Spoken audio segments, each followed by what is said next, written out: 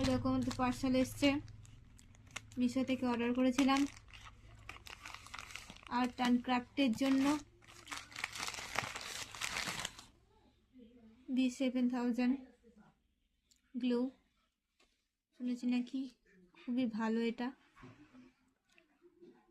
আমি ক্রোচের কাজ করি, তো তাই জন্য আমি এই আটাটা নিয়েছি, যাতে ভালো করে উলগুলো আটকায়। এটা এখান থেকে এরকম করে বেরোয়, ভালোই টাইট আছে।